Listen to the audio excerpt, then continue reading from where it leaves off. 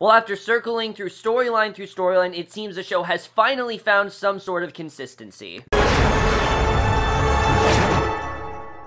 Hey guys, from Supergirl, Season 2, Episode 14, Homecoming. I was definitely looking forward to this episode for various amount of reasons. I've been really enjoying this season, but also because of the way the last episode ended. I was interested in seeing how the show is going to be now that Supergirl and Mon-El were together and all that drama was over, and I have to say that overall, I was very impressed with this episode, because as I told you guys in the intro, this is the first episode that feels like we're actually going somewhere. Not that I don't think we haven't been. I think the show's been doing a good job with character-focused storylines, but not so much with the villains. It seems like the show, it's had villains here and there. It's been one of those, like, see what works, see what doesn't, and it seems that finally, after this episode, we now have something that's actually going to stick and affect the rest of the season. And I'm hoping that that is the direction that we are headed, because I like the way things went in this episode.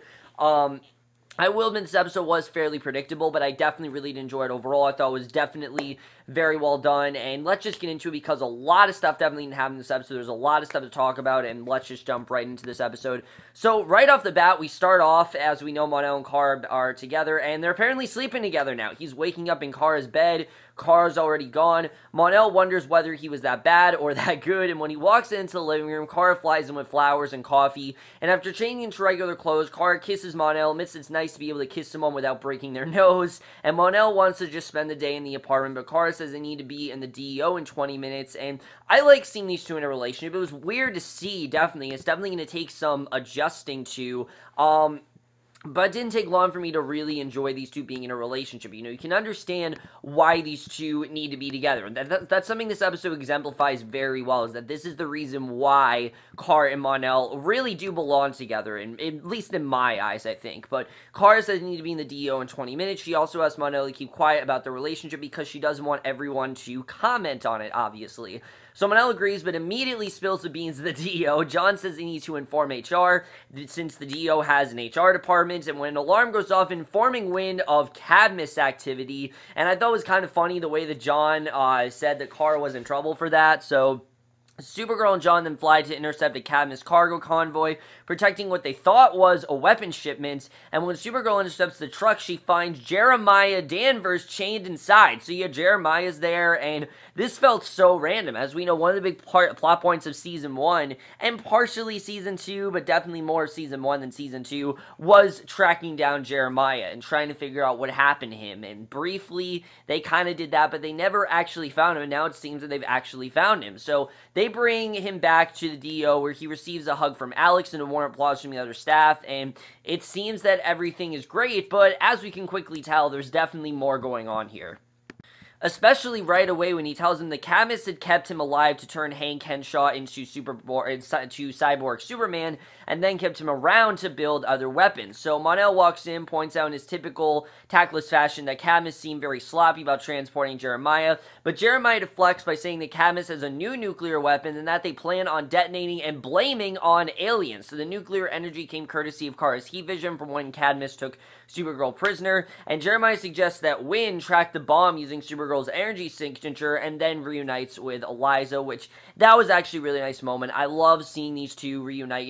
You figure it's been a long time since Eliza has seen Jeremiah, and seeing these two reunite was very, very rewarding, even though you know that this probably isn't actually happening and that there definitely is probably more behind this. It was just really nice to see. I like seeing, Eliza finally get to reunite with Jeremiah after all this time. It was really satisfying overall. I like the way that was done.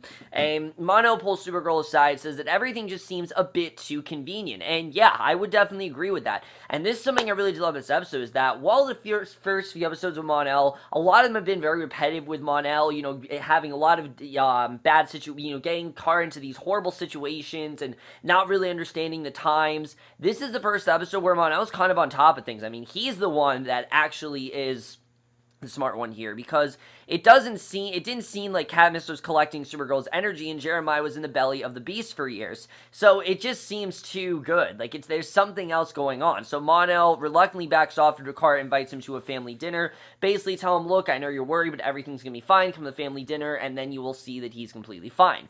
So that evening, he gets introduced to Maggie and tries to bond with his wife, Eliza. This then they can't make up for lost time, but they can build something new instead, and the extended Danvers family plus John toast to Jeremiah's return.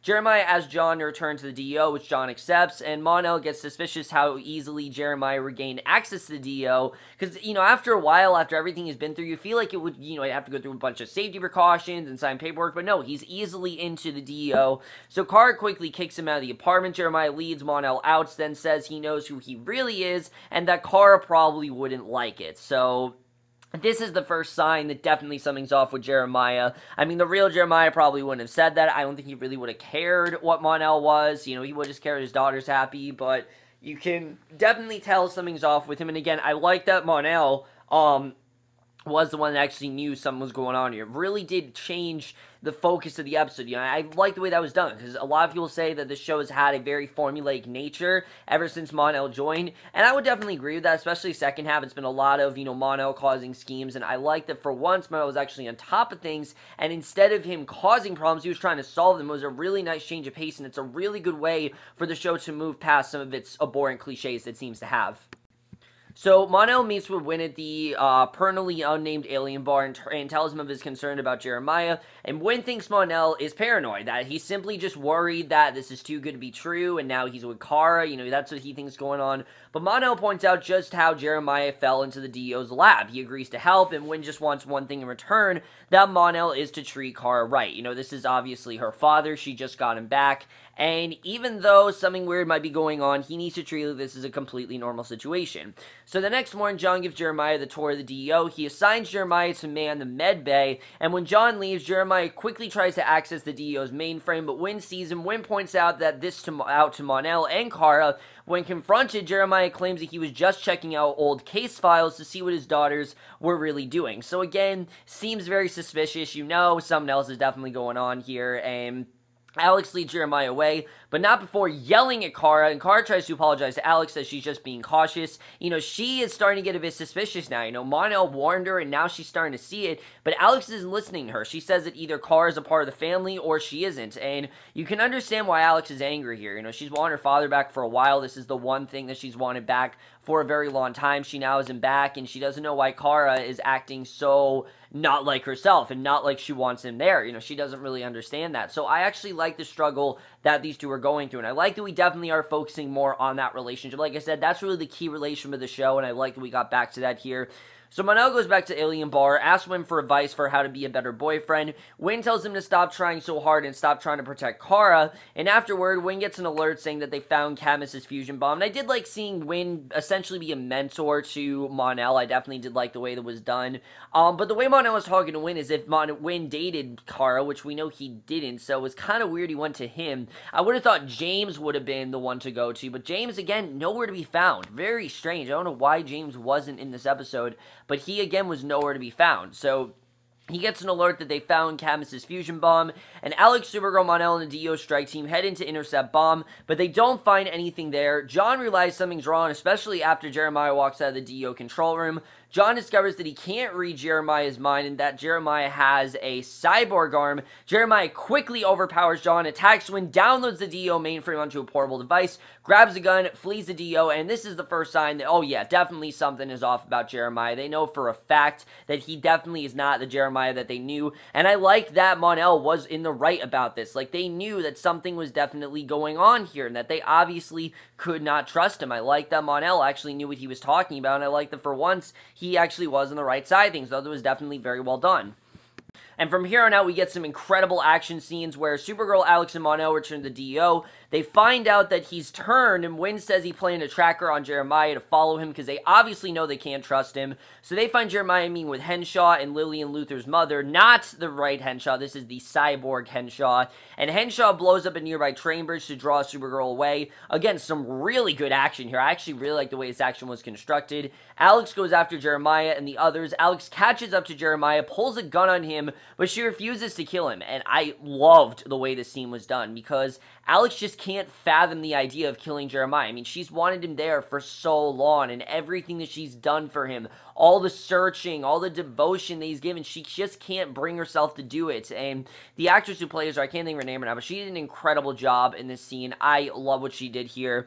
Jeremiah runs away, but not without at least a little regret. You can tell that obviously he is definitely regretting what he's doing. You know, this wasn't exactly his choice. He was kind of forced to do that, but I definitely really like the way it was done. It was quite heartbreaking to see Alex have to talk down to her father this way and actually have to, you know, realize that her father is turned and that she can't get him back to the way she wanted him to be. It was definitely sad to see that, but I really do like the way this episode ends, because when they return the DEO, Alex explains to her mother what happened. Alex goes back to her apartment, drinks herself into a stupor. Maggie stops by. Alex immediately breaks down, and I like the way that Maggie comforted her. I thought it was really well done. Then we get kind of an identical scene where Mon-El checks up on Kara at her apartment. Instead of talking, Mon-El asks Kara what she needs. Just straight out, what do you need? But Kara just wants him to be there with her. She doesn't really have any words for it, because how do you go through such a situation? I mean, you spent almost an entire season trying to search for your father, and now you're realizing your father's actually the enemy, which, you know, again, isn't really that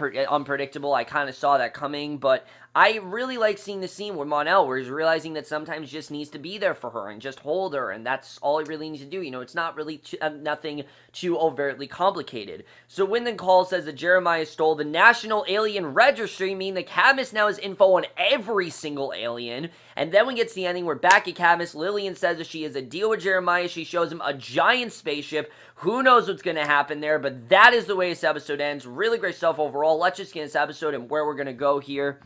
So overall, guys, while this episode was relatively just a setup episode, I still thought this was extremely well done, and especially, like I said, in the context of my main problem with this season, while I think the character stuff has been on a high, and I think they've done a great job with developing the characters and, you know, whatnot and everything, like the Mon-El and Kara relationship, it has not been especially strong with the villains, and that really did change in this episode, because going forward, it does seem like they actually do have a ground plan, which I was very happy about. I'm going to, you know, I will definitely, you know, correct myself in saying that I was wrong. They actually do seem to have a ground plan here, and I love where this is going, because essentially it seems that Lillian and Jeremiah essentially forced Jeremiah to do this. Like, Jeremiah doesn't want to do this, but the only way he's going to be released as prisoner if he essentially ends up betraying, you know, if he ends up betraying the DEO, which he doesn't obviously want to do, but he's kind of forced to do it. And I did like seeing that. I like seeing that Jeremiah,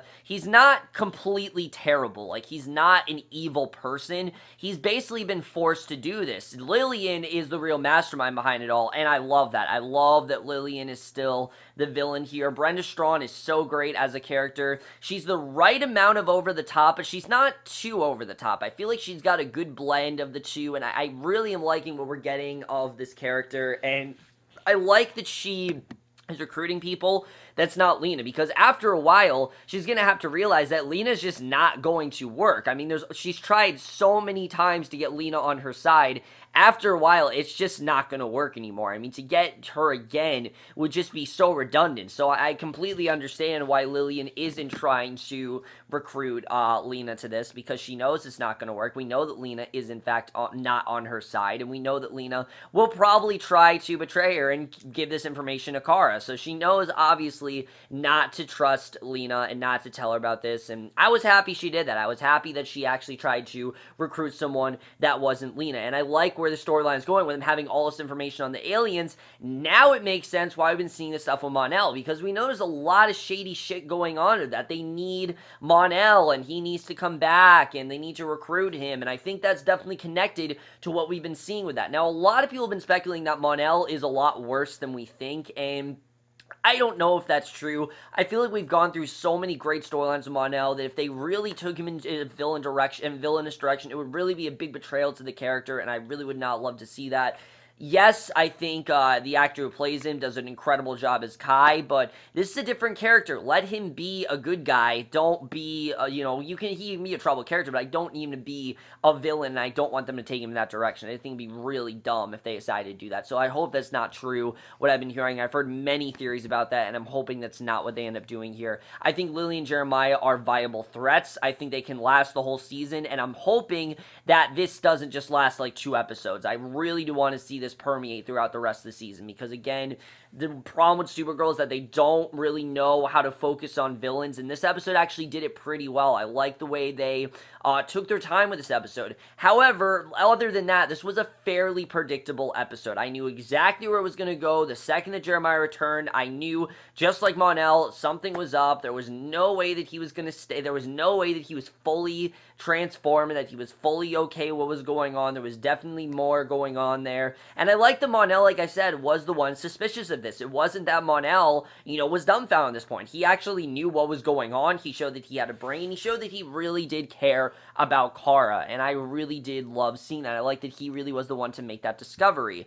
My only thing with Kara and Mon-El is that right now, at least, they're acting like they've been dating for a lot longer than they have. They don't feel like a new couple to me. In the beginning, they did, but throughout the rest of the episode, they didn't feel like a new couple. They felt like a couple we've seen for quite a few episodes, and Mon-El trying to get relationship advice from Win just felt kind of awkward. Win's only really had one new relationship, which we didn't see anything of, and he didn't date Kara in the first place, so it felt kind of strange he was getting relationship advice about Kara from Win. The person to go to that for would have been James, and I think that would have been the perfect role for James to play in this episode. Now, I don't know where James is. They haven't shown him in 2 episodes. I don't know if it's just because they can't fit him in this episode, but again, it feels very bizarre that James is just not in this show. It seems like all season they've had stuff to do with him, and they haven't, and this is not at all what they need to be doing with this character. I feel like his storyline as the Guardian, I actually really do like this storyline. A lot of people don't. A lot of people absolutely hate it and say it's a terrible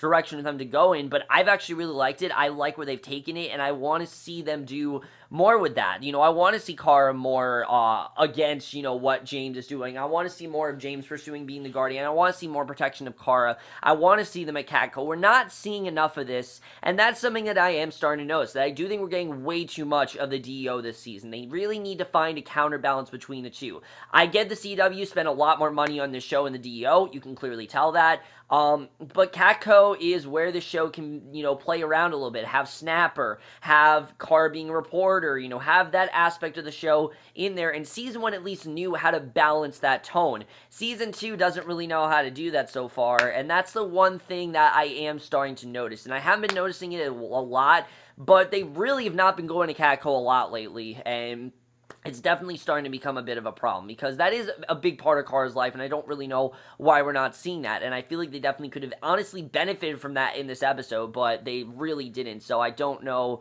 really where that's going to go. I like seeing Eliza in this episode as well. I like seeing her, reunion with Jeremiah, even though it was short-lived. Even though Jeremiah is back, I liked seeing these two, trying to get back to the way things were, even though it's kind of hard to do that. I thought that was definitely very well done. Overall, guys, not at all a bad episode, just in my opinion, very predictable. I knew where the show was going to go. I knew that this episode was going to go, with Jeremiah ending up not being as good as we think, with it being too good to be true. I knew Mon-El was probably going to be right, and I was happy to see that. I like that the show finally is starting to concentrate on the villain. I like that we finally seem to have a threat that's actually going to last throughout the season. It isn't just like a one-episode thing.